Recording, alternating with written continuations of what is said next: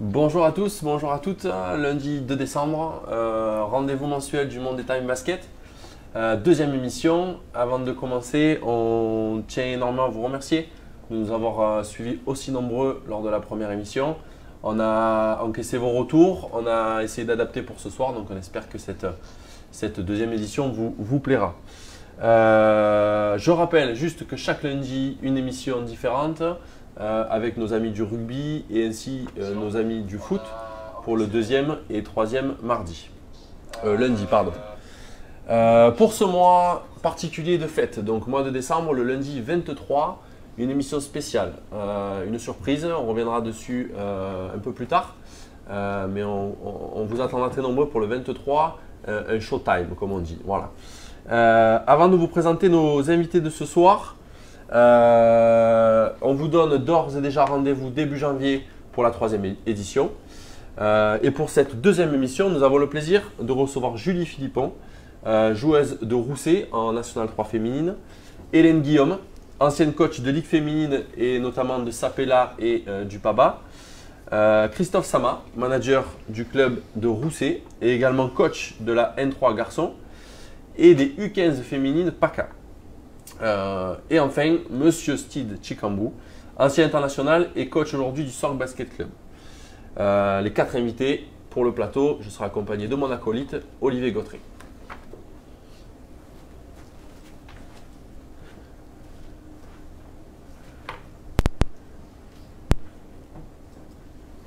Merci Loïc. On n'oublie pas de liker bien évidemment sur le site Big Pomme TV ou le Facebook du même nom.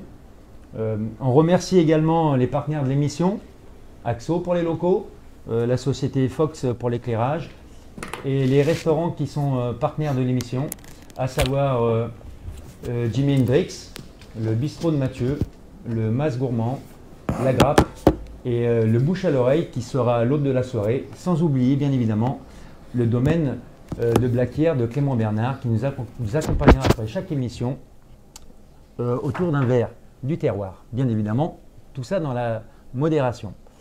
Donc comme vous l'a dit Loïc, pour cette deuxième émission, nous recevons deux personnes du club de Haï Rousset qui se distinguent par d'excellents résultats de ces deux équipes de National 3 féminine et masculine.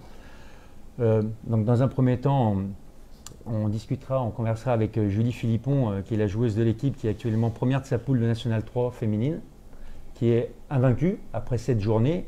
Elle nous expliquera que ce week-end, ils auraient dû jouer leur 8e rencontre, mais malheureusement, à cause des intempéries, le match n'a pas pu se dérouler. Voilà. Après, on discutera avec Christophe, qui est le coach des garçons, qui est bien connu dans le milieu du basket provençal, ancien du SMUC. On a eu l'occasion de s'affronter il y a quelques années. Hein. Nos barbes un peu blanchies vous donneront l'occasion de voir que ce n'était pas hier. Voilà, qui aussi réalise un super début de saison avec les garçons. Puisqu'il est premier avec 8 victoires, 1 défaite, il me semble, et qui a réalisé une grosse perf ce week-end, mais on en reparlera. Et puis, on tenait aussi à mettre un peu la touch féminine sur cette deuxième émission. Donc, on a invité Hélène Guillaume, qui pour moi représente vraiment le basket, pas que féminin, dans la région, puisque c'est une coach, qui, comme vous l'a dit Loïc, qui a coaché en Ligue féminine, qui a amené le club en Coupe d'Europe, d'ailleurs, il me semble, qui a aussi, ces dernières saisons, que ce soit avec les garçons d'Aix ou les garçons du Sapela, contribué à la montée de ces équipes. Voilà. Et donc, elle nous donnera un peu son analyse et reste avec nous, je pense qu'elle va être croustillante. Et pour finir, comme l'a dit Loïc, notre guest star, voilà, le Warrior, l'escroc, surnom donné par l'ami Jacques Monclar. Il nous expliquera pourquoi il lui a donné ce surnom, donc Steve Chikambu. Vous allez voir son palmarès, je l'ai noté, bon, on va essayer de faire court. Ancien international, il nous donnera son nombre de sélections. Vice-champion d'Europe en 2011 avec la Banda Parker. On ne va pas dire où c'était, mais d'ailleurs Steve sur le quiz sera un peu en stand-by parce qu'on demandera justement à nos invités de savoir, alors, ne regardez pas sur le téléphone, où avait lieu le championnat d'Europe en Lituanie, en 2011. Voilà. MVP du All-Star Game 2009, vainqueur de la Coupe de France en 2011. Champion de France en 2012 et vainqueur de la Semaine des As avec Chalon. Retraité des parquets depuis 2016, ça ne se voit pas, il a encore la ligne, Steve. Donc il a débuté une carrière de coach, puisqu'il a été assistant du centre fédéral, dans un premier temps, coach à Trappes en National 3, puis à Cergy-Pontoise l'an dernier. Avec ce club, il a participé au play-off de N2 contre un de nos amis, puisque Pont-de-Cherrouy, il a affronté Pont-de-Cherrouy, qui, comme vous le savez, a accédé à la National 1. Donc il est le nouvel entraîneur du SBC, du Sorgue Basket Club. Et lui aussi nous parlera de la poule de National 2, de la poule à National 2 et des performances de son club. Donc on va aussi vous expliquer les thèmes de la soirée. Donc comme je vous l'ai expliqué, chacun va nous parler de son équipe, de ses résultats, de sa poule. Ensuite, dans un deuxième temps, puisque les invités s'y prêtaient, on va savoir un peu ce que le rôle d'ancien joueur peut apporter en tant que coach, puisque ce soit Christophe qui était un joueur qui a joué national, Steve, on vous l'a dit, un ancien international, Hélène qui a joué aux portes de la Ligue féminine, et Julie qui est actuellement joueuse de National 3 et qui a aussi coaché. On se pose la question de savoir ce que ça peut apporter en tant que coach, l'expérience des joueurs, que ce soit positif ou négatif. Et dans un dernier temps, on fera un débat aussi sur le fait qu'il y ait peu de coachs féminins dans le basket de haut niveau. Je sais que c'est un débat qui tient à cœur à Hélène, donc on va lui préciser qu'on n'aura qu'un quart d'heure, 20 minutes pour en parler. Mais je suis sûr qu'elle a plein de choses à nous apprendre là-dessus et à nous dire. Voilà. Donc on va commencer, Mathieu, si tu le veux bien, par la National 3 féminine A. Julie Philippon. Oui. Voilà, bienvenue. Merci. Voilà, bon covoiturage avec notre ami Christophe Samat pour venir de Rousset. Hein. Oui. Des résultats exceptionnels, hein, comme je le disais. Tu es une joueuse qui apparemment a rejoint le club cette année. Oui. Donc, qu'est-ce que tu peux nous dire sur ce début de saison qui est vraiment fantastique? Oui, il est fantastique. Après, on est là où on pensait être, je pense. On a joué, on a gagné tous les matchs comme on devait les gagner. On n'a pas fait d'erreur. Après, on n'a pas encore joué les grosses équipes, entre guillemets, en tout cas les favoris de la poule. Et on les avait en fin de championnat, donc on doit les jouer là.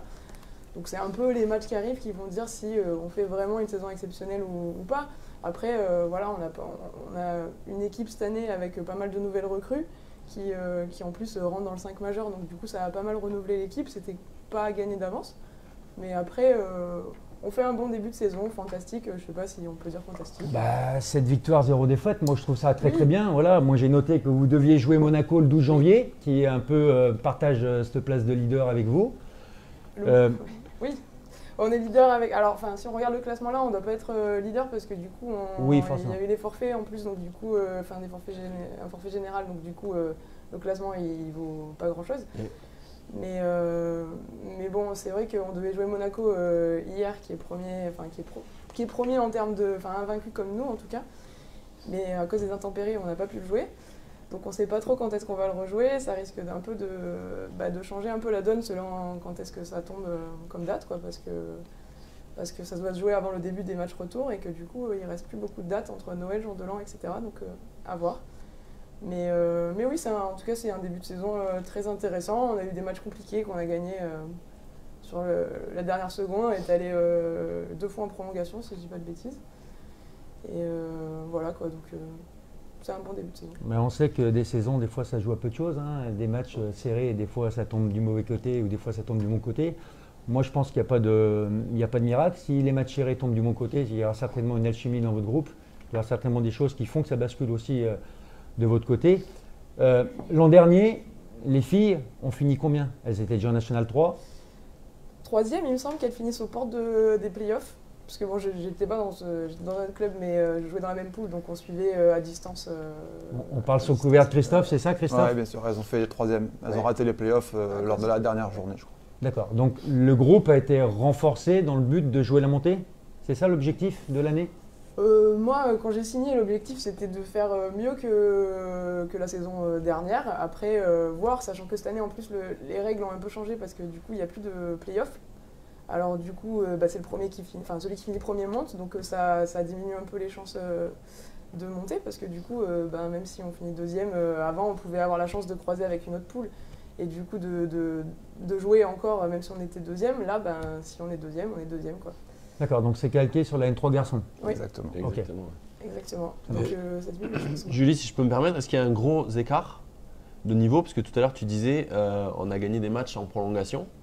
Est-ce qu'il y a 3-4 équipes en tête et puis le reste de la poule, comme ça arrive très souvent en N3? Ou est-ce que vous allez être juste une ou deux équipes jusqu'au bout à jouer la montée? Annoncé, en tout cas favori, il y avait deux équipes. C'est l'AS Monaco là, qu'on devait jouer hier et qu'on n'a pas joué, et Carqueiranne. En fait, c'est les deux équipes qui descendent de National 2, donc, du coup, et qui ont un peu l'intention de remonter à court terme. Ok. Donc c'était les favoris annoncés. Après, nous, on connaissait nos forces, donc on sait qu'on pouvait un peu jouer un peu outsider, mais bien placé. Et la quatrième équipe qui est dans le haut du championnat encore, c'est, il y a La Tronche qui est une équipe réserve de Ligue 2, donc voilà, l'effectif change tous les week-ends. Et là, il y a une équipe qui reste aussi en tête, c'est Mézieux, une équipe de Lyon, là, de la banlieue de Lyon, qui joue pas mal et qui a fait chuter Carqueiranne notamment sur un match. Donc après, voilà, c'est sûr qu'il y a un peu de vitesse, mais comme souvent c'est le cas en National 3, il y a ceux qui jouent la montée, ou en tout cas le haut de tableau, et ceux qui jouent le maintien. Ouais. Et ça va vite, ça va très vite. Et en termes de recrues, alors qui t'a accompagné cette année pour densifier le groupe et espérer avoir Alors il y a Lou Machia qui a joué, qui avait arrêté là, qui jouait pas et puis qui jouait en N1 à La Rochelle à un moment donné. Ça aide. Et après il y a deux filles qui jouaient avec moi avant dans mon ancien club, Lauriane Song et Céline Alvarez, donc que je connaissais déjà. Donc on a signé toutes les quatre là en début de saison. Tu peux nous rappeler le nom de votre coach, qui est quand même aussi à féliciter puisque... Oui, Daniel Rollo, qui nous coach. Moi, je ne le connaissais pas, c'est la première saison que je l'ai. D'accord. Et c'est le coach qui était déjà la saison d'avant? Oui, ça fait un moment qu'il est en place, je crois que ça fait 3 ou 4 saisons. Ça fait sa 4e saison. Ouais. Ça fait la 4e saison, il est arrivé la première année où on est monté en National 3. Ouais. Et voilà, il a construit son groupe au fur et à mesure, avec dans la difficulté au début pour se maintenir. Et puis, il a réussi à pérenniser un petit peu son groupe et à l'étoffer jusqu'à maintenant jouer les premiers rôles régulièrement. Oui, d'après ce que vous nous dites, il y a une certaine stabilité, donc ça c'est aussi à mettre à l'honneur parce que les clubs des fois ont souvent des envies de changement. Donc là tu me dis, ce que tu me dis Christophe, c'est bien, il y a une progression dans les résultats, donc ça c'est intéressant. Moi j'ai une question, des filles en National 3, ça s'entraîne combien de fois par semaine? Alors nous on s'entraîne 2 fois par semaine, mais les 3/4 des équipes s'entraînent 3 fois par semaine. Nous, on s'entraîne 2 fois parce qu'on a fait ce choix-là, parce qu'en fait, par rapport au travail, aux disponibilités de chacune, sinon il y avait un entraînement où on n'était pas beaucoup. Donc ça a été un peu un choix de dire on préfère s'entraîner 2 fois, mais être plus nombreuses et du coup pouvoir faire plus de choses que d'avoir trop d'entraînements avec un où on n'est pas beaucoup, ou du coup faire du physique, tout ça, finalement on peut plus ou moins le faire quand même chez soi à notre niveau, c'est pas non plus obligatoire, quoi. Donc voilà. Et une question à titre perso, puisque tu nous as dit que tu étais médecin. Oui. Tu as toujours pu allier tes études de médecine et le basket? Alors toujours, quasiment toujours. J'ai arrêté 1 an quand j'ai fait ma première année de médecine parce que, déjà parce que en termes de basket c'était le passage de cadette à senior et qu'en fait à cette époque-là dans le club où je jouais je savais pas trop, c'était un peu compliqué. Mais de toute façon oui j'ai arrêté parce que en fait je me suis dit si jamais je continue à m'entraîner je vais vouloir jouer, donc du coup je vais pas avoir le temps. Mais c'est la seule année où j'ai arrêté et après j'ai pu concilier les deux. Pas toujours simple. Peu de temps pour soi, mais bon voilà, ça c'est plutôt bien fait. J'ai réussi aussi avec l'internat, les gardes, etc. Mais ça c'est jouable. Il y a pas mal de... Chapeau, félicitations, ouais. Parce que oui, voilà, le côté basket est important, mais le côté études a aussi son importance et tu es la preuve qu'on peut allier les deux et à très haut niveau. Tu es originaire de la région? Ah oui, oui. D'accord. Ah, tu n'as pas trop l'accent. Non, je l'ai perdu. Pas comme Loïc. Non, je l'ai perdu. Pas comme Loïc. D'accord. Eh bien, écoute, on te remercie. On va passer au manager du club. Christophe Samat, voilà, qui est en charge aussi, et on le dit parce que moi j'aime ça, et comme sur l'émission précédente, qui s'occupe aussi des U15 filles au club. Ouais. Donc, à titre perso, je trouve ça bien que des coachs d'équipe première s'investissent aussi sur les jeunes à l'intérieur de leur club. Donc Christophe, pour compléter un peu ce que nous a dit Julie, tu nous dis, voilà, il y a un projet sur le secteur féminin, sur la National 3, qui est cohérent depuis quelques années. Historiquement, Roussé, ça a toujours été une terre de basket plutôt féminine. On a eu des National 3 depuis de très longues années. Olivieri, c'était ça le coach à l'époque? Stéphane, oui, avant. Qui est sur la région lyonnaise, je crois. Sur la région lyonnaise maintenant. Et du coup, quand je suis arrivé au club, on a repris un peu cet héritage-là. Et puis moi, j'ai pris le côté garçon. Mais c'est vrai que historiquement, c'est plutôt les filles qui sont en championnat de France sur Roussé. Nous, ça fait seulement notre 3e saison qu'on est en National 3. Donc voilà, on vient d'arriver, on est sur la pointe des pieds et on essaye de faire concilier les deux projets qui ne sont vraiment pas concurrents. Alors c'est vrai que très souvent dans les clubs, quand il y a les filles et les garçons, on a tendance à les affronter les uns les autres. Mais finalement, c'est tellement des problématiques qui sont à part qu'il n'y a vraiment pas de concurrence entre nos deux équipes phares. Et puis tous les gens prennent plaisir à venir nous voir jouer le samedi soir et à venir voir jouer les filles le dimanche. Donc le gymnase est bien rempli alors? Le gymnase est bien rempli. Alors c'est toujours plus facile de déplacer les gens le samedi soir, donc c'est vrai.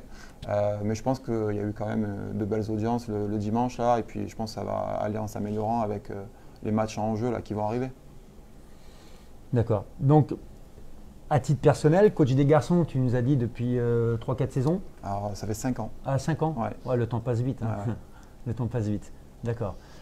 Et l'an dernier, tu as déjà fait une super saison puisque tu étais au podium, au port du podium, hein, il me semble, un deuxième, non? Et on finit même premier ex aequo, ça. On finit deuxième au goal average. On a fait un faux pas à 2 journées de la fin chez un mal classé. Et c'est ce qui nous a empêché de finir premier. Mais bon, c'était quand même une très très bonne saison parce que la saison d'avant, on s'est maintenu à la dernière journée. Donc il a fallu aller gagner à Monaco la dernière journée pour se sauver. Et personne ne nous voyait à ce classement-là. Donc même si c'est vrai que sur la fin de saison, on était un petit peu déçus, mais on a quand même le sentiment d'avoir beaucoup progressé et d'avoir appris de notre première saison où on s'est un peu cassé le nez sur la National 3. Et on en a bien profité. Donc, et puis on est très content aussi de voir que ce n'était pas juste rapide, mais qu'on arrive maintenant à travailler dans la continuité et d'être encore en haut du championnat, c'est quand même une belle fierté pour tout club, je pense.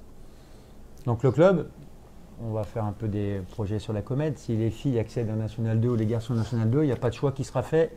Les deux auront la possibilité de jouer, même si on sait que c'est le côté masculin, malheureusement, on sait que c'est quand même en termes de masse financière où c'est beaucoup plus important, je pense, que la N2 féminine. Hein. Le club est… Exactement. Je pense honnêtement qu'une National 2 féminine, on serait en mesure de l'accueillir sans trop de difficultés. Ça ne chamboulerait pas le fonctionnement, même s'il faudrait sans doute s'entraîner un peu plus. Mais la National 2 garçon, c'est quand même un niveau qui est bien supérieur. Hein, Steve pourra en témoigner tout à l'heure. Et là, par contre, ça remettrait beaucoup de choses en question sur le fonctionnement du club, parce qu'il faut intégrer sans doute des joueurs qui font que ça. Il faut sans doute s'entraîner en journée. Et pour l'instant, le club n'est pas vraiment préparé à ça. Mais on y travaille, voilà, à moyen terme, à long terme. On a notre nouveau gymnase qui va arriver aussi normalement l'année prochaine, qui devrait nous permettre de mieux nous entraîner, avec une salle d'entraînement aussi qui nous permettra de dédoubler les entraînements, une salle vidéo. Donc bon, on se projette un peu plus loin et on se dit que, peut-être pas dans l'immédiat, mais à moyen terme, pourquoi pas espérer jouer en National 2. Si je peux me permettre, Christophe, donc j'entends que le club se structure, cherche à se développer, la municipalité vous offre un nouveau gymnase, on se projette dans 6 mois, et puis Julie et son équipe sont premières, et avec ton équipe, vous êtes premier. Vous accédez donc à la National 2. Est-ce que le club va devoir refuser, entre guillemets, parce que c'est trop tôt, ou est-ce que vous allez être capable dès l'année prochaine de pouvoir monter en National 2? Pour être complètement honnête, je pense que chez les garçons, ça sera compliqué.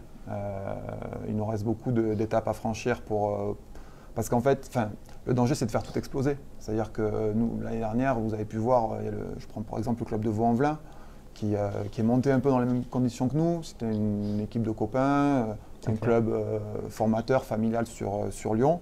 Et ils ont voulu faire l'expérience de National 2 et puis ça ne s'est pas très bien passé. Ils ont enchaîné les défaites et puis on voit que même cette année en National 3, avec le groupe qui est monté pourtant, ils continuent de payer les pots cassés de cette montée et ils ne sont pas très bien classés. Ils vont lutter pour le maintien. Donc nous, on a la chance d'avoir des joueurs qui sont plutôt jeunes. Et on a un groupe qui a 27-28 ans. Ils ont tous un job, ils travaillent tous, ils sont tous installés dans le coin. Donc on n'a pas envie de casser ça pour une hypothétique saison. Donc on réfléchira, on prendra nos responsabilités, mais ça me paraît compliqué, un peu prématuré, en tout cas pour les garçons, de pouvoir accéder à la National de l'année prochaine. Bon, ok. Julie, tu sais ce qu'il te reste à faire avec ton équipe cette année Oui. pour avoir de la N2 à Roussy en tout cas. Ok. Oui, puis on verra. Hein. C'est vrai que tu as raison, Christophe, quand on commence la marche arrière, On ne sait pas où on s'arrête. Et le club de Vaux-en-Velin est un bel exemple. C'est vrai qu'ils ont hésité longtemps à monter en National 2 parce qu'ils n'avaient pas forcément les moyens.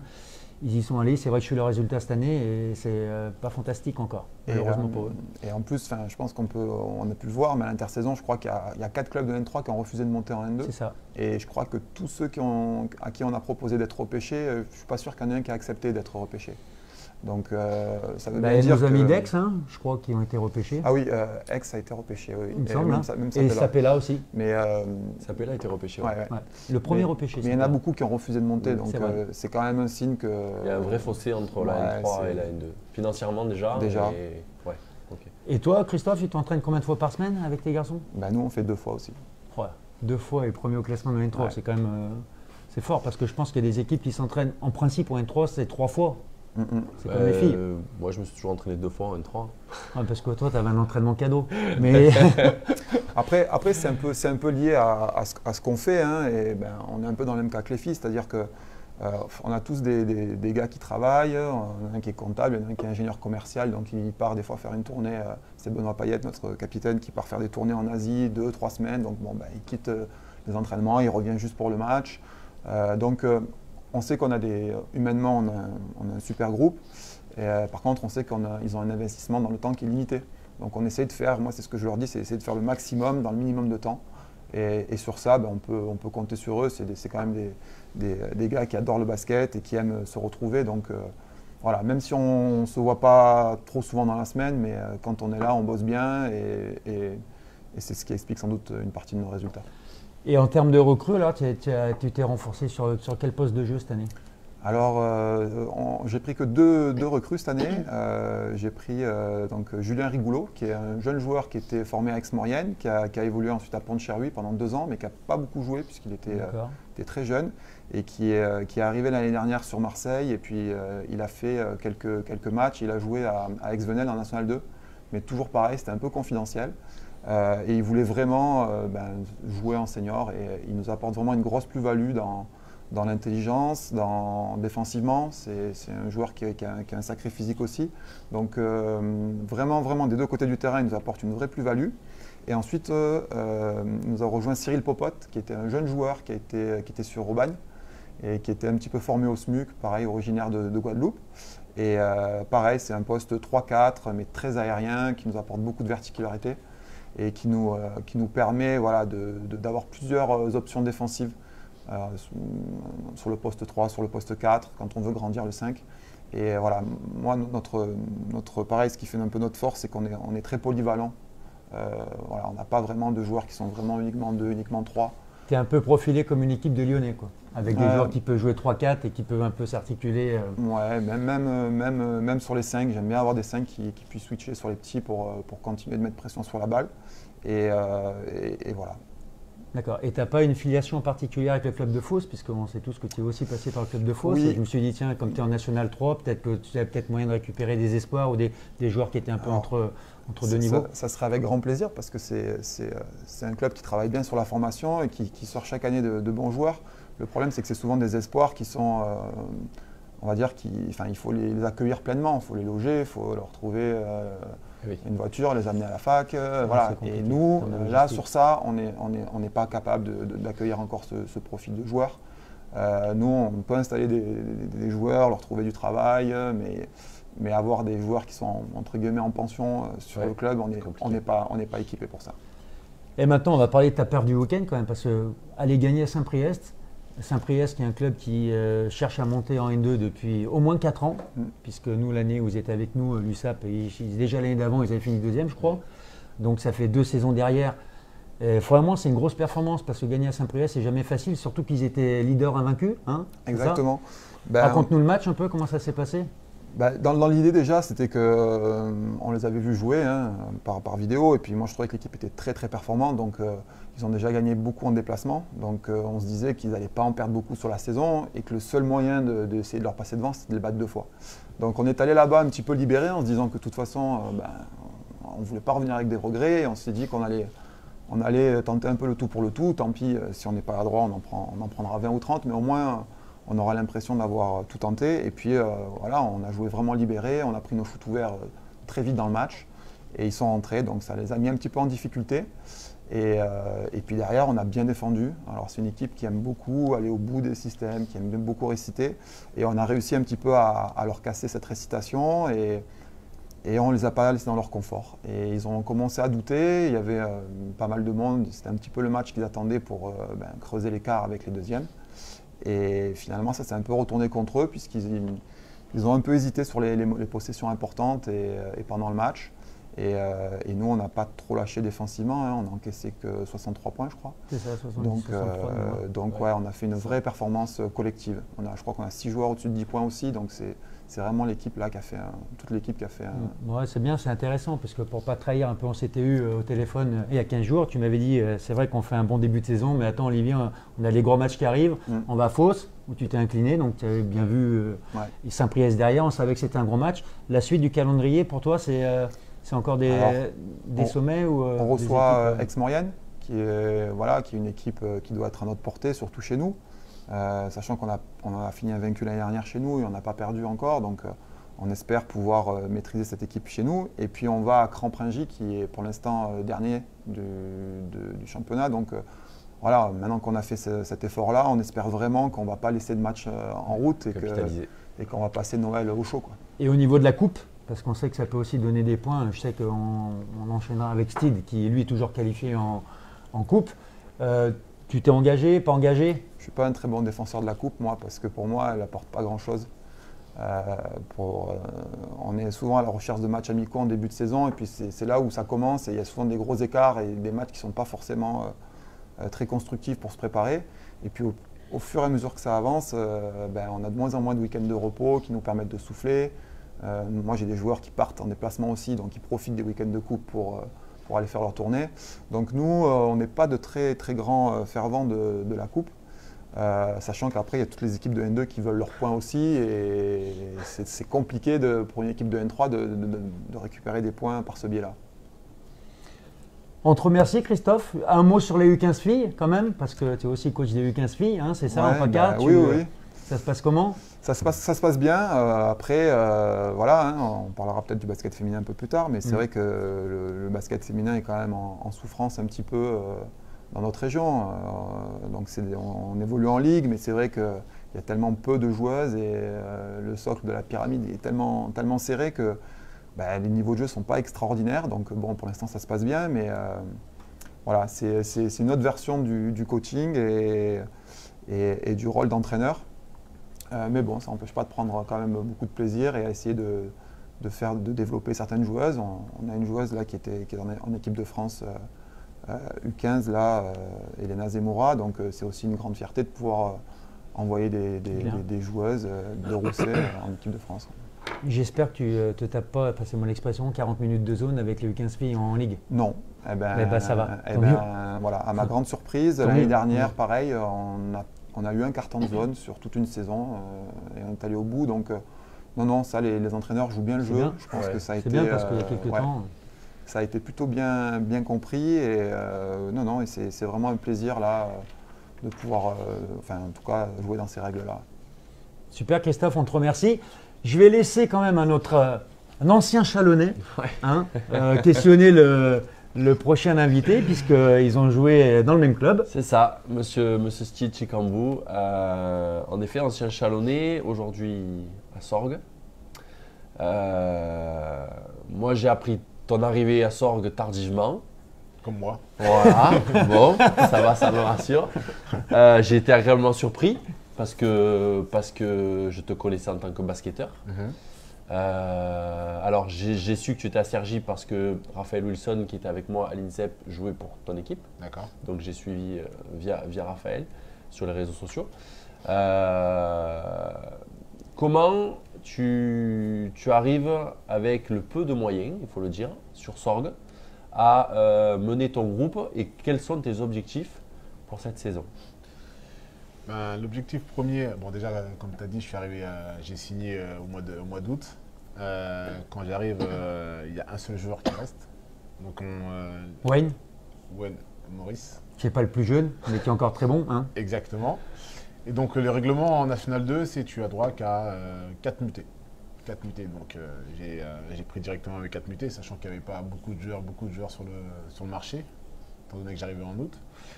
Et le plus difficile, pour construire l'équipe, il fallait trouver des non-mutés.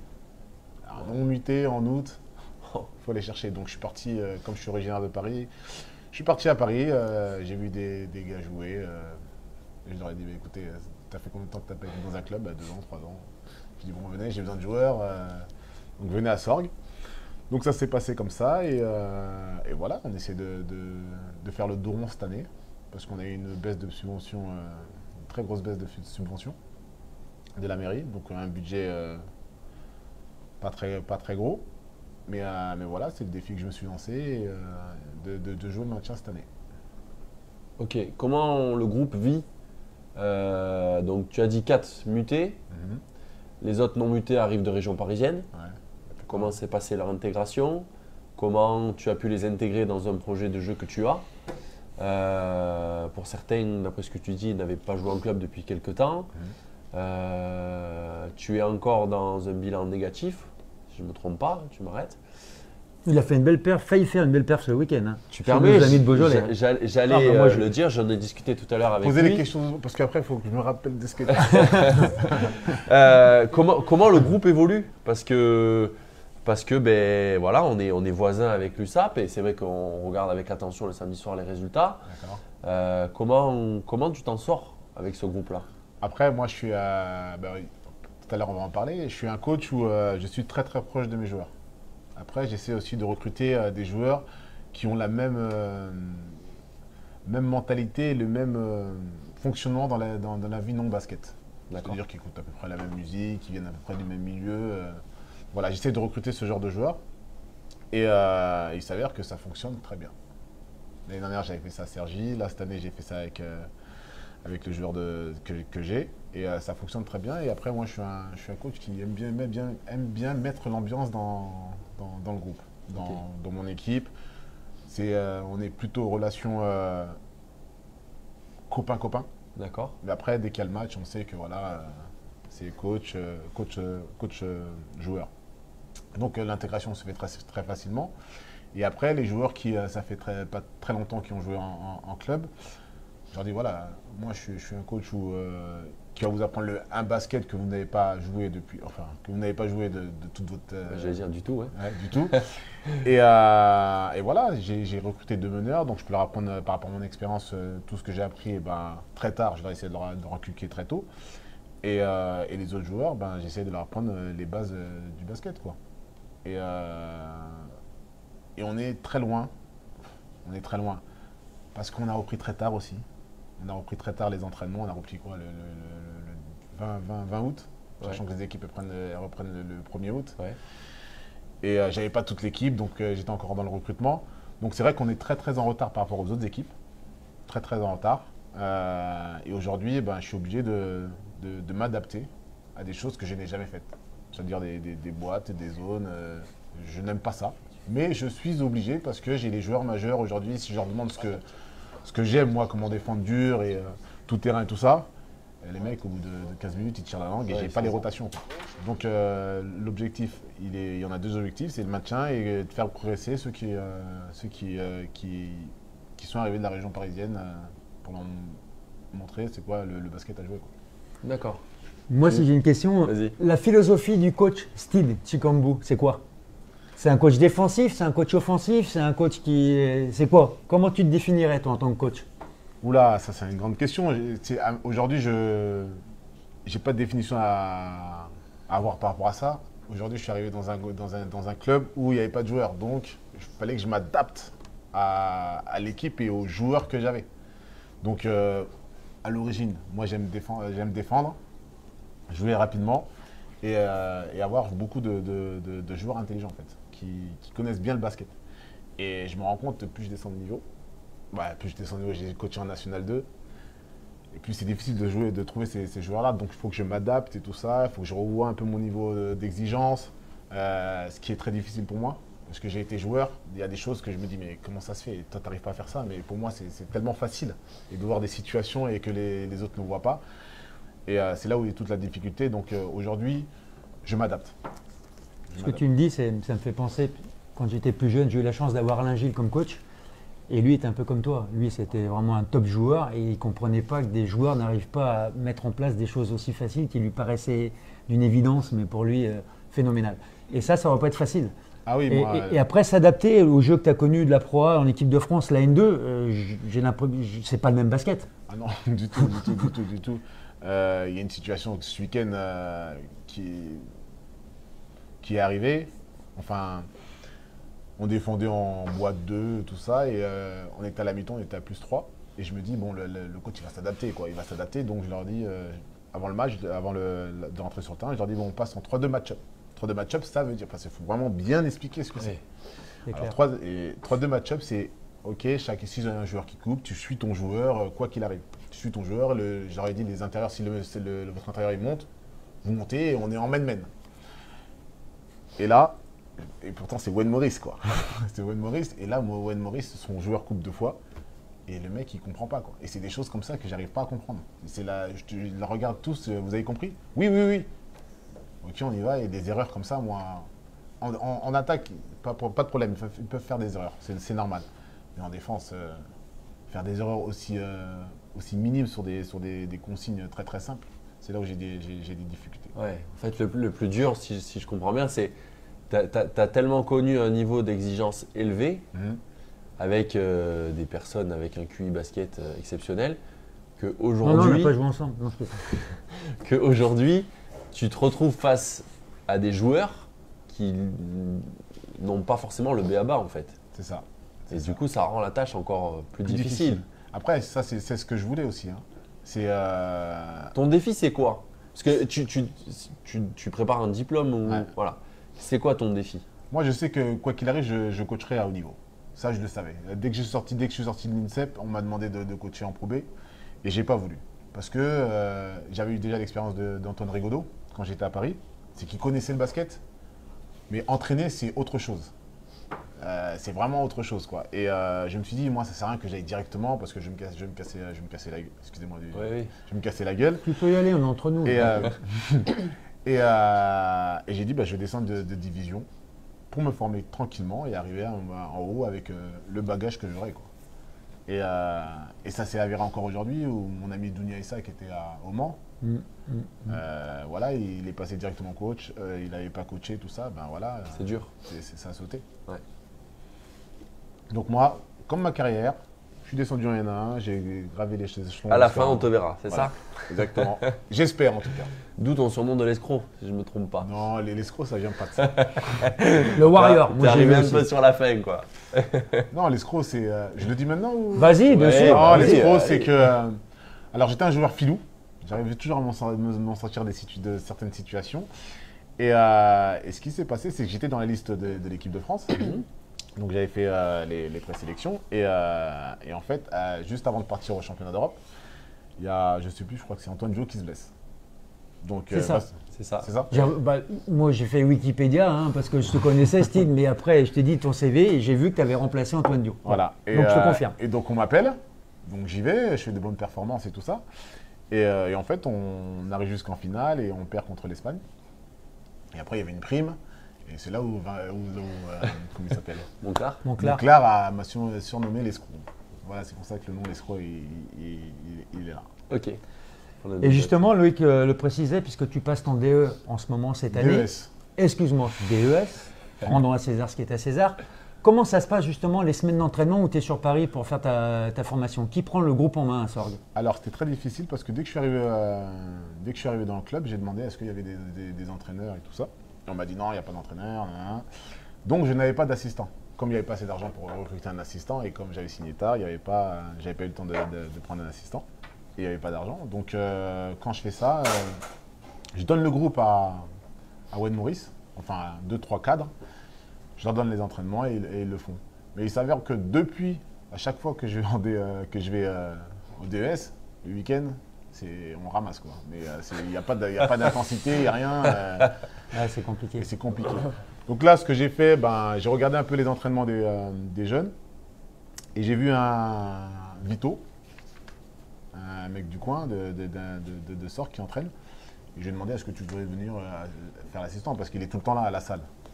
Et donc, à partir de ce moment-là, je l'ai pris sous mon aile. Et il travaillait avec moi. D'accord. Donc voilà, histoire de former aussi un jeune du club au basket que je connais, quoi. Parce que la fréquence là, de ta formation sur Paris, c'est une semaine par mois? C'était ça à l'époque? C'est Ouais, toujours ça? c'est une semaine par mois. Enfin, une semaine, c'est 3 jours, voire 4 jours dans le mois. D'accord. Et tu es avec qui en ce moment là? Il y a des anciens joueurs comme toi ou c'est des coachs qui sont… Il n'y a aucun ancien joueur. Il y a Mouat, Mouat, ouais. qui est Le coach de Pont. De Pont. De Pont-de-Cherruy. Ouais. Il y a TJ Parker. D'accord. TJ Parker, qui a qui encore? Il y a le coach de Kazelsberg en N1. Ok. Après, il y a 3 coachs de centre de formation. Et il y a des assistants aussi. Après, il y a un coach fille. Et toi, cette formation, t'en penses quoi? On va dire vite 2 mots, parce que voilà, est-ce que ça t'apporte des choses? Toi qui as quand même un passé basket Alors, XXL. mes premières impressions quand on m'a dit de faire une formation, j'ai dit, oh, putain, encore une formation, qu'est-ce que… De toute façon, non, mais je vous le dis, hein, nous les joueurs de haut niveau, je connais tout ça. Et franchement, j'ai été agréablement surpris de ce que j'apprends là-bas. Sur comment manager. On parle beaucoup de management de groupe. D'accord. Et j'apprends beaucoup de choses par rapport au management. Et je suis agréablement surpris et je suis agréablement content de connaître tout ça. Des choses que je ne voyais pas. Et en fait, dans le management, je me rends compte que quand on travaille dessus, je me rends compte que en fait, Greg Beugnot, il m'a eu comme ça. Et je me dis, mais quand les personnes qui interviennent nous expliquent, et je me revois, je me dis, mais il m'a eu comme ça. Et c'est vrai que le mec, il me disait fais ça, j'étais derrière lui parce qu'il m'a managé comme ça, quoi. Il en a eu un paquet, hein, je crois, Greg. Ouais. Mais bon, ça nous a permis de gagner tout ce qu'on a gagné, donc voilà, quoi. Et ça, je le savais, je le connaissais pas en tant que joueur, je le connaissais pas. D'accord. On te remercie, Steve. On va passer tout de suite à notre deuxième thème, qui justement va nous faire profiter de l'expérience des gens qu'on a autour de la table, puisque ce sont des anciens joueurs ou joueuses ou des joueuses actuelles qui ont été en situation de coach. Et donc, on va donner la parole à Hélène, savoir ce que son passé de joueuse lui a permis d'acquérir, ce qu'elle en a retiré pour son futur de coach. Je dirais que, pour rebondir sur ce qu'a dit Steve, être joueur et être coach, c'est pas du tout pareil. Quand on est joueur, on rentre dans un gymnase, on vient le plus souvent consommer, et on rentre chez soi, et c'est terminé. Alors que le coach, il prépare avant, il est acteur pendant, et ou il récolte les lauriers, ou alors il se fait taper sur les doigts après. Et donc ça, c'est une responsabilité importante qui n'est pas que les joueurs ne vivent pas. Voilà. Donc ça, c'est une des différences pour moi très importantes, en tout cas entre ce que moi j'ai vécu comme joueuse et après ce que j'ai vécu comme coach.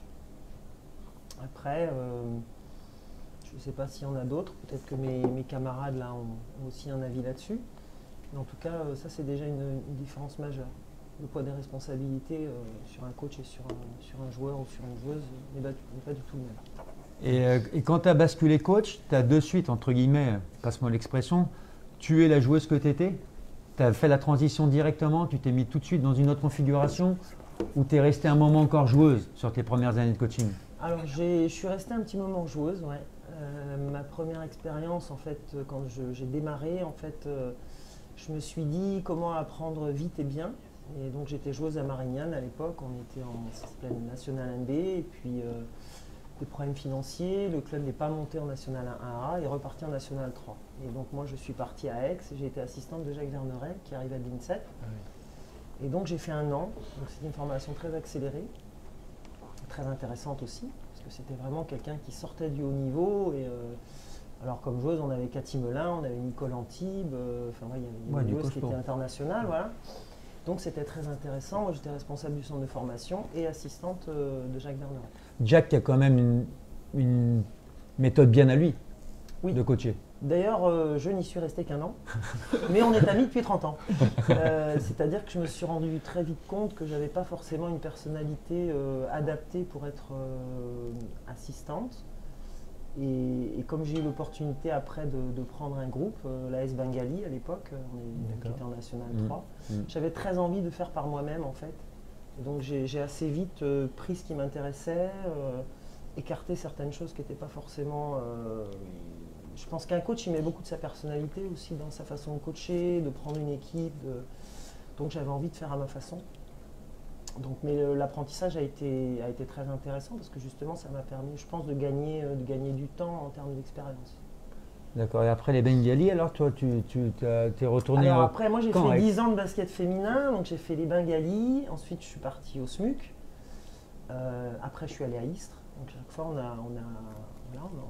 a construit des projets. Je suis resté 3 ans au Bengali, 4 ans au SMUC, 2 ans à Istres. Istres qui joue en 1B Ouais. les dernières saisons, c'est ça? Ouais. D'accord. Succession difficile. Je passais après Joël Belmont. Donc, fallait Ah oui. Ah oui. Ouais. une forte personnalité Ah aussi. Donc, oui. mais c'était très intéressant. Et puis, pour terminer, j'ai été appelé. Donc, j'avais pris une année sabbatique. Et au mois de février, la SPTTX, à l'époque, qui était le moteur du basket féminin de la région, était en grande difficulté. Ils étaient relégables, ils étaient 10e sur 12 en Ligue féminine. Et donc le coach a été coupé à l'époque, c'était Sébastien Nivet. D'accord. Et donc il cherchait quelqu'un pour coacher. Sauf qu'au mois de février, tous les grands coachs de renom, notamment Alain Weiss, pour ne pas le citer, parce que j'en ai eu écho après, c'était pas forcément une situation qui eux leur convenait, parce que déjà l'équipe était mal classée, le calendrier était très mal fait, il fallait se déplacer à Bourges, il fallait aller à Orchy, c'était toutes les grosses équipes.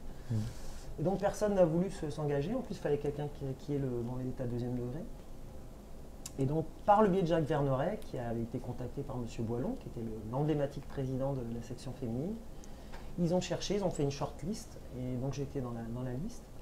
Et j'ai été une des seules qui s'est intéressée au projet. Donc pourquoi je m'y suis intéressée? Parce que déjà je n'entraînais pas, parce que c'était une opportunité unique et qui ne s'est jamais représentée de coacher en ligue féminine. Parce que moi je viens d'un petit club, je suis bretonne, j'ai pas d'antenne ni à la Fédé ni nulle part. Bon, et donc, ça c'est dit. Voilà, j'avais eu une petite conversation avec mon père le matin même en lui disant tu ne viendras jamais. Il y a Guy Boilon qui m'a appelé, qu'est-ce que je fais?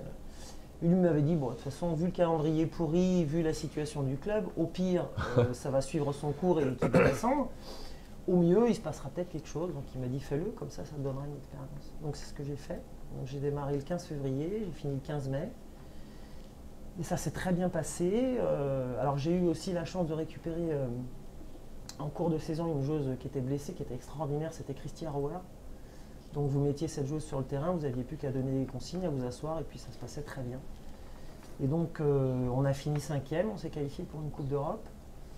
Et je n'ai pas été maintenu à mon poste parce que du coup c'est Alain Weiss qui m'a succédé, qui avait un tout autre palmarès. Et donc à partir de là, j'ai rebondi sur la section masculine, puisqu'ils m'avaient vu travailler.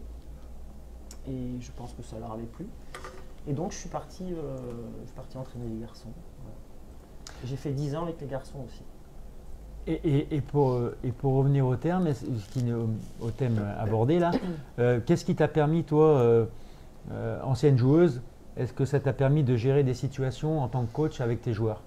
Est-ce que ça t'a permis est-ce que c'est un côté positif? Sur ce que moi j'avais vécu, je pense que, alors après c'est toujours très difficile, on revient à ce que disait Steve sur la difficulté On lui passera la parole après. De manager les personnes, et notamment les frustrations des joueurs ou des joueuses. Alors quand on a été joueur et joueuse, on les a vécues, ces frustrations, forcément. Moi j'ai jamais été une joueuse dans des équipes, j'ai jamais été dans des 5 majeurs, par exemple à Bourges ou à Nuit-Saint-Georges. J'étais plutôt une joueuse de sortie de banc.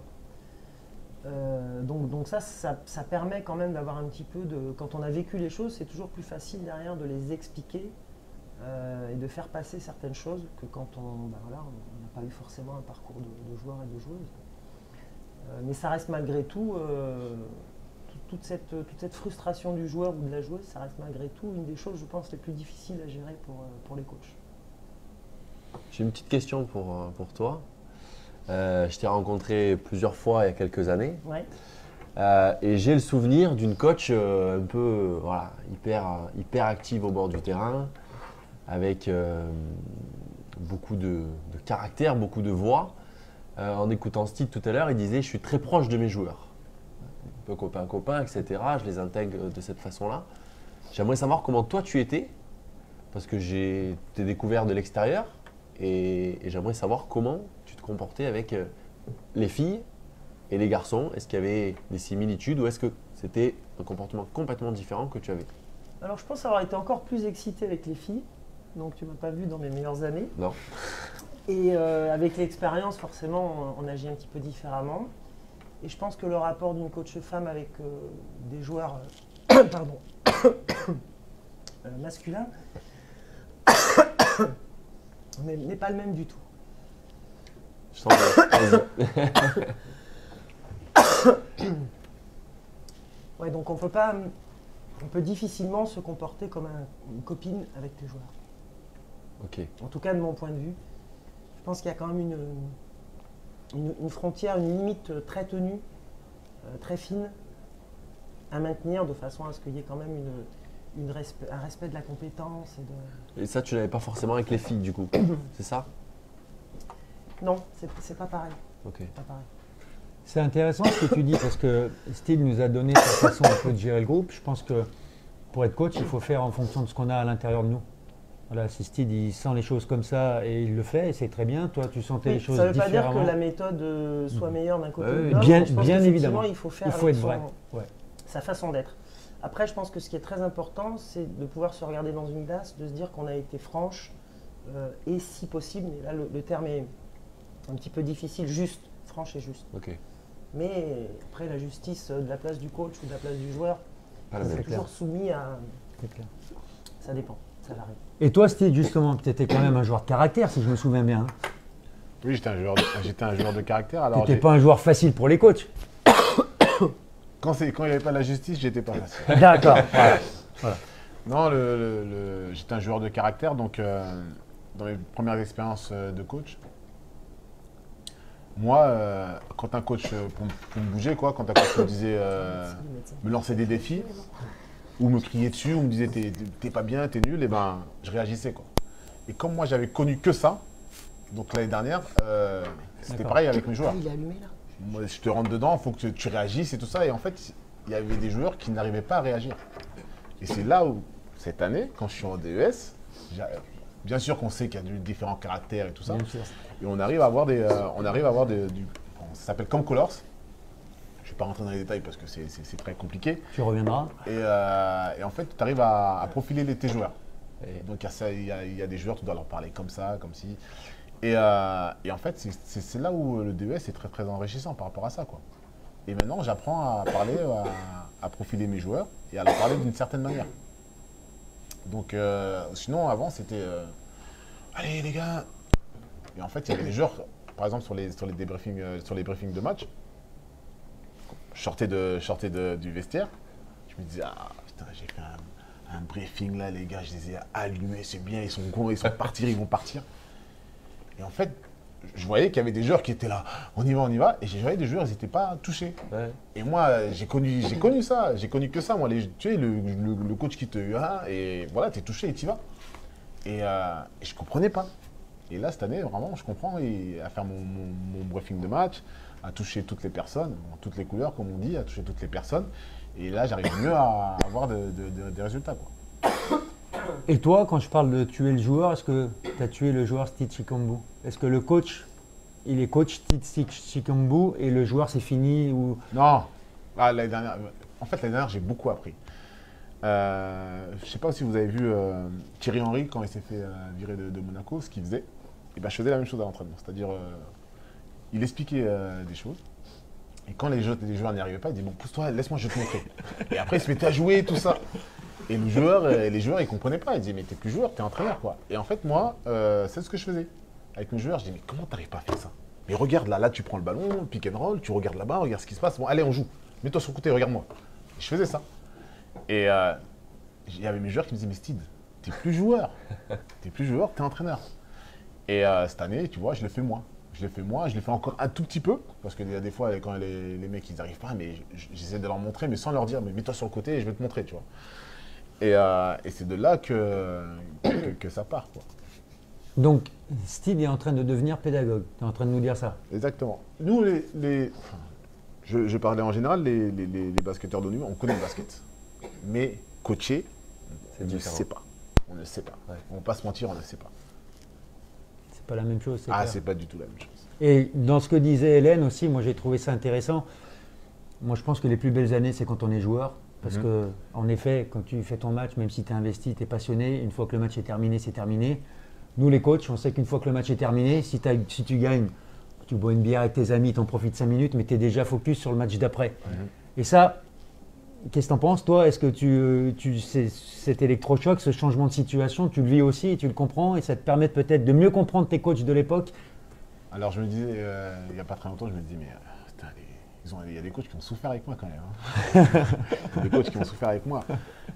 Moi, de toute façon, à chaque fois que je faisais un mauvais match, je rentrais chez moi. Et quoi qu'il arrive, j'étais pas bien tout le week-end. Quand je faisais un mauvais match, quand on gagnait, parce qu'il y a eu 2 périodes dans ma carrière. Il y a eu la période où voilà, je voulais avoir des stats pour gagner beaucoup d'argent. Et après, il y a eu la période où je suis arrivé à Chalon-sur-Saône, où Greg m'a dit c'est pas comme ça. Tu es là pour gérer l'équipe et pour faire gagner l'équipe. Et la période où, quand je jouais mal, je rentrais chez moi, la période où je jouais bien et on perdait les matchs, je m'en foutais, j'avais mes stats, moi je dormais bien. Mais à la période où, même quand je jouais bien et on perdait, là j'étais pas bien. Quand je jouais bien et on perdait, là j'étais pas bien. J'étais pas bien. Et en fait, ça s'est répertorié encore dans mon coaching. Dès qu'on perd, tout le week-end, je suis en train d'y penser, la semaine, jusqu'à mercredi. Je suis dans la défaite et j'ai du mal à passer le truc. Donc là t'es pas bien du coup. Non, parce qu'ils ont fait une bonne. Non, parce que là, ils ont fait une bonne prestation. On a le droit de perdre. Exactement. On a le droit de perdre, bien sûr. On peut pas gagner tout le temps. On a le droit de perdre. Mais si vous faites une bonne prestation, moi, ça me va. Donc là, on est parti avec un joueur en moins. On est parti chez le 3e. On était à la fin on était devant à la fin pendant 37 minutes. Après, mes joueurs, il y a des joueurs comme mon meneur qui a dit qui carburent beaucoup, ils jouent 40 minutes. Et à un moment, il me dit Steve, je vois des étoiles sur moi. Et tu regardes le banc, tu fais putain. Ah ouais, parce personne. que pour voir des étoiles à Beaujolais, il doit être fort. Hein. Je connais un peu le coin, franchement, il a pas beaucoup d'étoiles. Donc voilà, c'est difficile. Donc après, je les ai félicités et pour moi, on a fait une bonne prestation. Ok. Et toi, Christophe, justement, puisque tu coaches dans la division où tu as joué de nombreuses années, hein, quel rapport tu as entre le joueur que tu étais, le coach que tu es? Est-ce que tu as… Comment tu as évolué? Comment tu ressens ça? Bizarrement, je ne suis pas le même joueur. Enfin, je ne suis pas le même coach que j'ai été joueur. Je ne suis pas du tout pareil. J'étais très impulsif, très premier degré en tant que joueur. Et justement, je pense que ça m'a appris à avoir un peu de recul. Et moi, ce que je peux retirer, je pense, des peu d'expérience que j'ai de basketteur, c'est de se dire, c'est l'empathie en fait. C'est savoir, voilà, on est dans une situation d'impasse. Comment j'aimerais que le coach il me parle, enfin, voilà, se mettre à la place du joueur. Parce que des fois, on a envie de dire des choses. Et c'est facile de les dire de manière virulente et de tout ce qui nous passe par la tête de les sortir, mais peut-être que ce n'est pas le bon moyen de faire passer le message. Donc se dire, ben voilà, là je suis en difficulté ou là j'ai quelque chose à… comment je vais parler à mon joueur, qu'est-ce que… faut peut-être pas lui dire parce que ça risque d'empirer la situation. Et c'est surtout ça qui, moi je pense, a beaucoup changé, c'est que ça m'a permis d'avoir de l'empathie et de se dire, ben voilà, en tant que coach on a un point de vue, on est exigeant, mais peut-être que le joueur il a un autre point de vue, il faut être capable de se mettre aussi à sa place. Et c'est ce que j'essaye de faire souvent, voilà. Et toi, dans ton groupe, c'est essentiellement des jeunes joueurs que tu as ou c'est des joueurs qui ont un peu plus… Alors, comment tu gères les joueurs voilà, un joueur plus vieux? Je pense que Steve, il ne gère pas un Wayne Morris comme il gère les gars qu'il a récupérés à Paname, les jeunes qui sautent de partout. J'ai pas vraiment de joueurs très expérimentés. Ils ont tous entre 27 et 30 ans. Après, j'ai des joueurs qui, pour moi, ont le niveau au-dessus, pour certains. Faut pas se cacher, on a récupéré beaucoup de joueurs suite à l'explosion du PABA.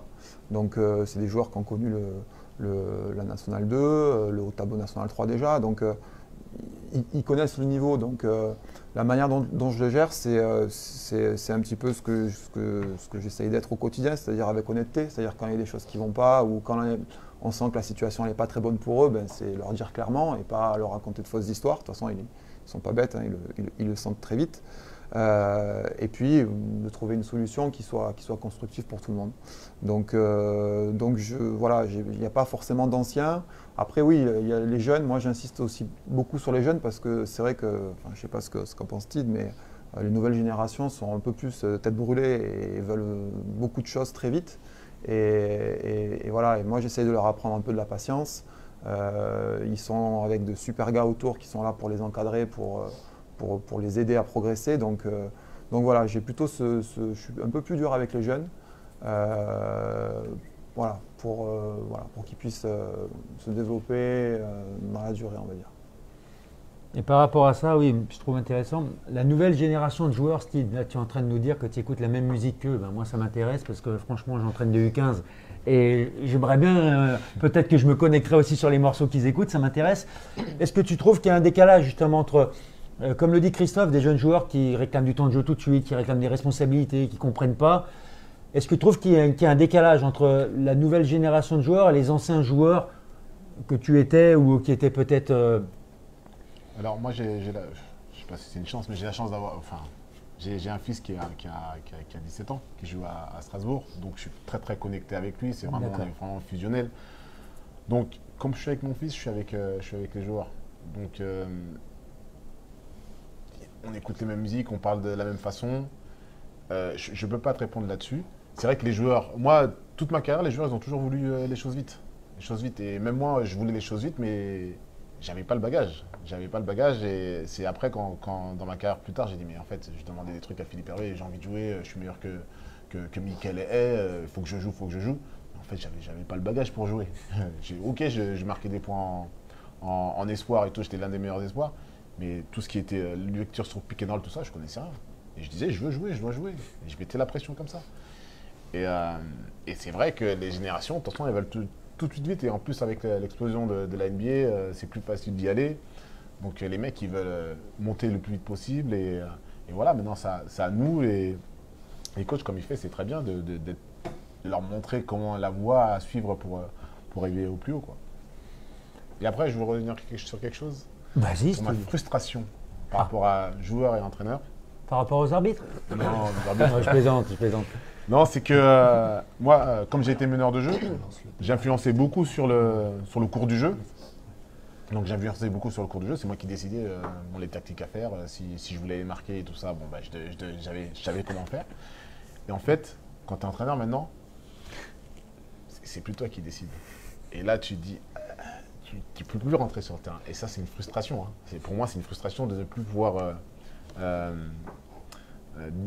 décider du match aux instants importants. Ok, tu dis au meneur, bon, ce système-là fait ça. Ok, mais si le mec il a décidé de faire autre chose dans sa tête elle a vrillé, il fait ce qu'il veut, quoi. Donc c'est ça c'est une grosse. Le joueur Stiti comme vous n'est pas complètement mort, moi je vous le dis, quand il nous dit ça.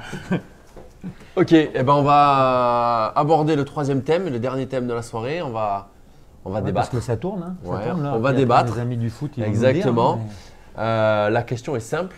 À votre avis, chers invités, pourquoi on n'a pas davantage de coachs féminins dans le haut niveau basket? Français, européen, voilà. Hélène, allez, on te lance. Allez, vous compléterez. Hein.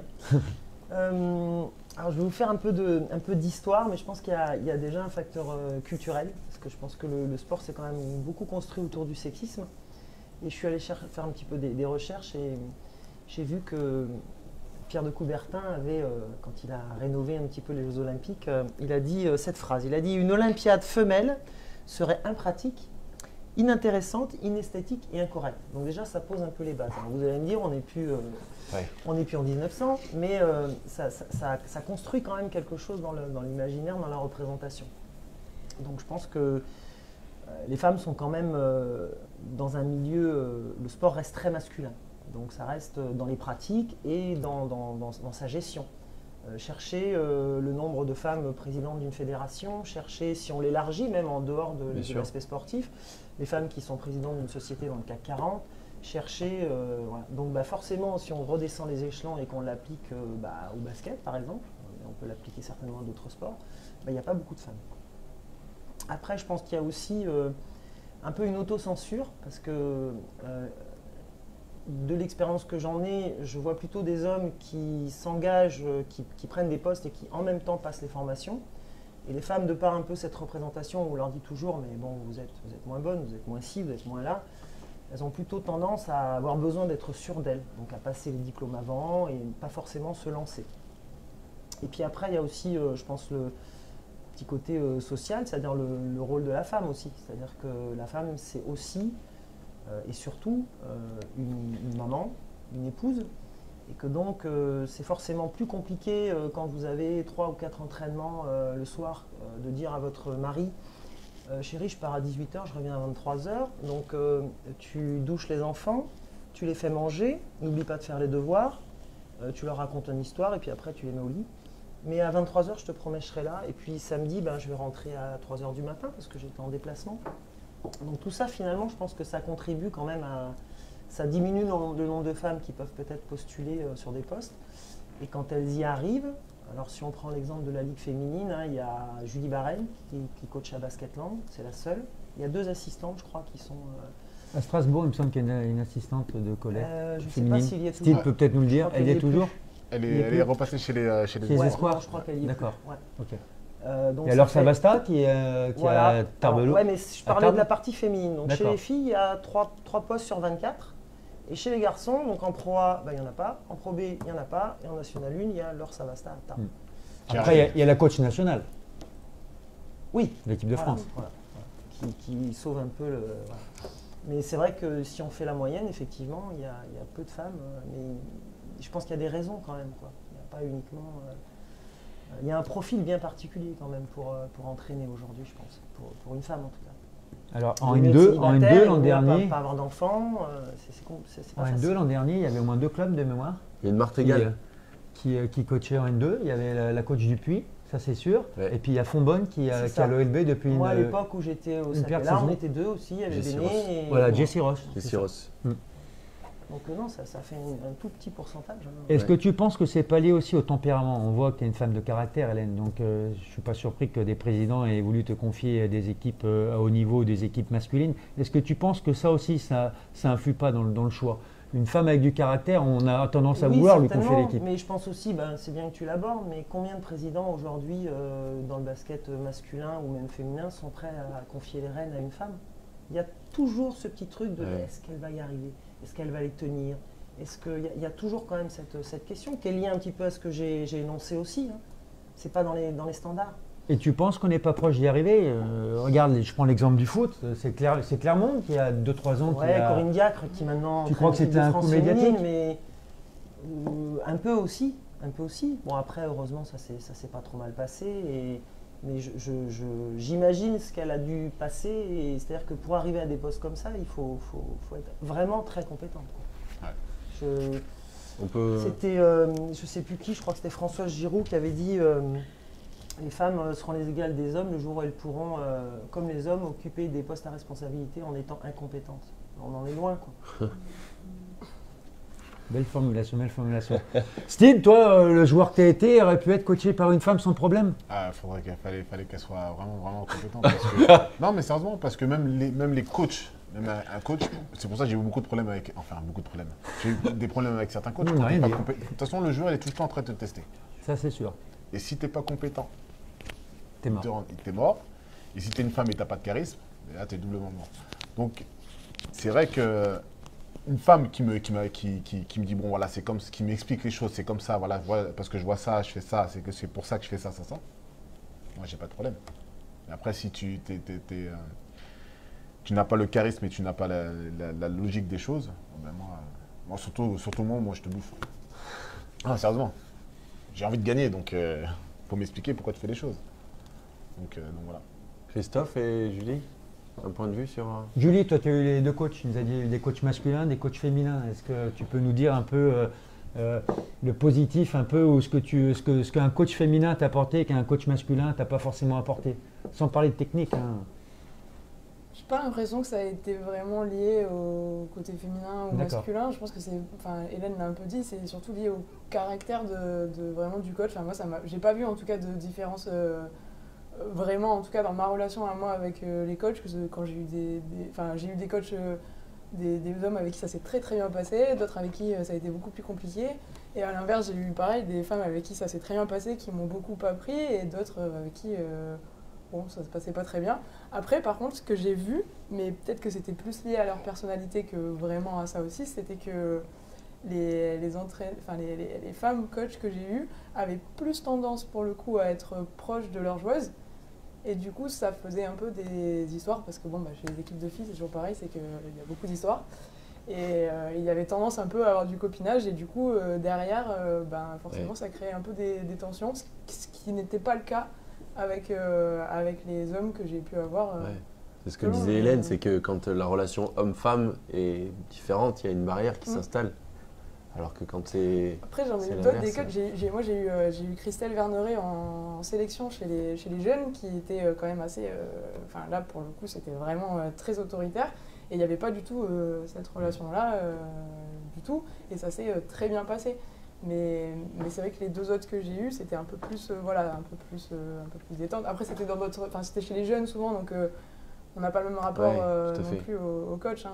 Là, depuis que je suis senior, j'ai quasiment eu que des hommes. Moi, pour avoir connu Joël Belmont en tant qu'entraîneur, en effet, c'était du lourd. Hein. Joël, c'est quelqu'un qui a du caractère. C'est quelqu'un qui a du caractère. Moi, je suis sûr qu'il y a de la place pour les femmes. Ça s'est toujours bien passé. Qui ont bien sûr de la compétence, mais à l'égal des hommes, mais qui ont du caractère. Je suis sûr qu'il y a moyen de s'imposer. Mais ça va être plus difficile. Tous les hommes aussi qui sont en poste, que ce soit en Pro A, en Jeep Elite ou en Pro B, ils ont du caractère. Je pense que c'est une fonction aussi c'est une compétence quasi obligatoire, quoi.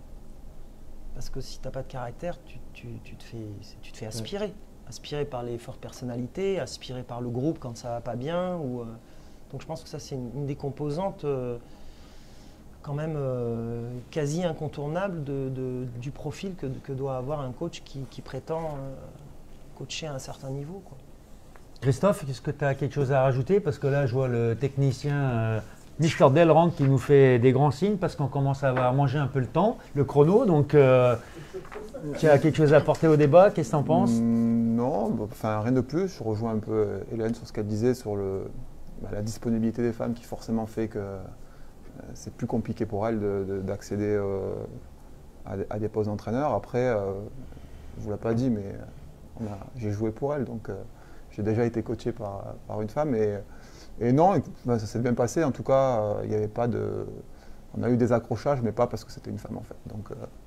Donc non, il n'y avait pas de problème particulier. Pareil avec Joël, il y a aussi Odile là, qui coach cette année à Aubagne, et aussi qui a un peu le même profil avec beaucoup de personnalité aussi. Qui était une immense joueuse. Bien sûr. Donc oui, il y a. Tu connais toi, Steve, Odile Santaniello? Ouais, je vais venir au DE, je vais vous faire une formation un peu sur les joueuses de niveau des années 80-90. Hein, c'est ça, Odile, à peu près. Hein. Ouais, 10 ans meilleure joueuse de France quand même. Moi, j'ai l'image de la fille qui avait déjà un shoot de gars à l'époque, quoi. Qui se matchait avec une balle de tennis à l'époque aussi. Hein, Steve. Excusez-moi. Hein. Culture G. C'est pas monté jusqu'à Paname, c'est pour ça. C'est ça, exactement. Je vous propose qu'on passe au quiz. Allez, on termine avec quelques questions. On est bon? Qui commence? Il y a le générique.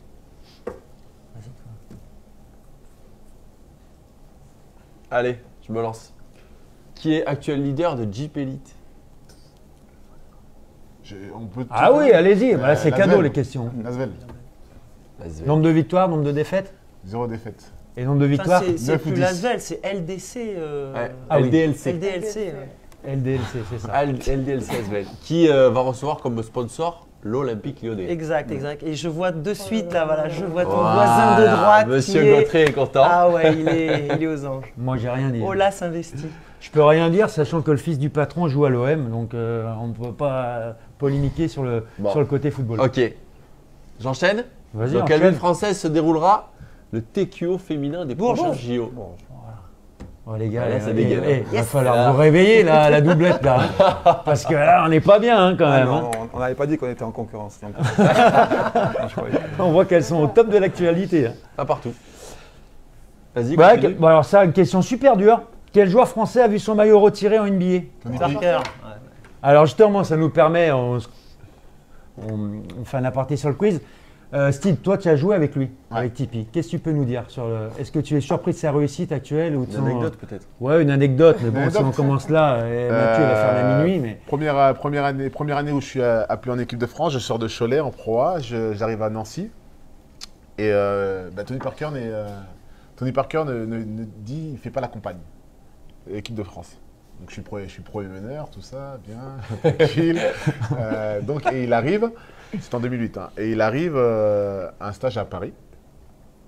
Et il vient me voir directement. On se connaissait pas. Il me dit, bah, écoute Steve, j'ai entendu que tu avais une grande gueule, que tu avais un gros caractère et tout ça. Et je lui dis, bah écoute, moi j'ai entendu aussi que tu avais la grosse tête. Et... non, c'est véridique. Hein. Et il me dit, ah ouais, d'accord. Bon, écoute, on se met ensemble en chambre et on verra. Et on s'est mis en chambre ensemble et depuis, ben, on garde contact et tout ça. Je suis allé chez lui. Bref, c'est un bon ami maintenant. Voilà. Intéressant, c'est cool à entendre quand même. Pas mal. C'est clair, ouais. Ouais, c'est une anecdote très sympa. Et donc, j'imagine qu'à l'entraînement, si vous étiez l'un contre l'autre, ça devait ferrailler sévère. En fait, on ne s'est pas beaucoup entraîné parce qu'il arrivait et on s'entraînait. Il s'entraînait pas beaucoup, lui. Mais toi, oui. Oui. Donc, impressionnant. Non, c'était impressionnant de le voir en live jouer. On dirait que lui, il avançait et les joueurs, c'était des plots, quoi, tellement il allait vite. Moi, j'étais impressionné contre l'Espagne. Un match contre l'Espagne et les gazoles, il est passé sur des pick and roll, il est passé mais tellement facilement. Et je me dis mais comment il fait? Et c'est franchement c'est impressionnant. Gazole, c'est ça. Franchement c'est impressionnant de le voir. Cadeau. Mais bon, voilà. Ok, merci Steve. Les clubs français qualifiés pour l'Euroleague féminine. Bourges, Montpellier, Lyon. et Lyon. Ouais. On aurait pu laisser répondre Christophe et Steve, je suis sûr qu'ils les avaient. Ouais, mais il fallait que ça. Là, j'ai mangé un peu, on rajoute une question. Dans quel pays alors a été organisé le championnat d'Europe en 2011 où Steve a brillamment remporté une médaille d'argent avec la bande à Parker, hein? Là, oui. Quel pays? Il a Je pris sais. la Lituanie. C'est ça, Tu l'as dit bravo. tout à l'heure. Donc, Le pire, c'est dire quelle C'était ville. pour vérifier si Quelle vous ville? suiviez. Quelle ville? Ah, ville. Ah, La Kaunas. ville. Alors, Connasse. Ah, oui. de toute façon, la Lituanie, ouais, c'est clair. Il n'y en a pas 50, hein, des villes, hein, tu as dit. C'était ça au Vilnius. Hein, bon. Ouais. Je crois que c'est l'heure de vous remercier de votre présence à cette émission. J'espère que c'était un moment agréable pour vous. En tout cas, ça l'a été pour nous. De vous souhaiter de bonne chance pour la suite de vos saisons. Hélène, j'ai cru comprendre que tu mettais un peu ta carrière de coach en ouais, stand-by. moi maintenant je regarde de l'extérieur, je vais voir des matchs en toute décontraction. Et c'est pas mal aussi. C'est Oui, très bien. c'est très bien. Donc nous, on en profite pour remercier nos partenaires. Axo, qui Fox. nous accueille. Ouais, Fox. Fox pour la lumière. Hein. Ouais, c'est ça. Voilà, les restaurants donc, qui nous accompagnent, le domaine des Blackers qui va nous proposer quelques dégustations dans quelques minutes, Jimi Hendrix, le bistrot de Mathieu, le Mas Gourmand, la Grappe et le bouche à oreille, parce que nous allons tous manger un morceau, pour tout vous dire, grâce au bouche à oreille dans quelques minutes. Ouais. On remercie la technique qui était au top aujourd'hui, hein, vraiment. Big Pomme TV. Ouais, c'était fantastique. On fait un coucou à nos amis les Brigades du Tigre. Hein. Yvan, c'est pour toi, hein, mon loup. Hein, tu vas te reconnaître. Karim, qui vont nous succéder la semaine prochaine. Voilà. Et puis dans 15 jours, Julien et Rachid. C'est ça. Voilà, on vous fait une bise et puis on vous dit au 23. Je crois qu'on n'a rien oublié. Non, c'est tout. Bonne Loïc soirée était à tout le parfait. monde. Ouais, merci, comme d'habitude. Ouais, c'est ça. On demandera ça à Léa plus tard. On vous remercie, on vous fait une bise et on vous dit à bientôt. Au Allez, revoir. bye bye.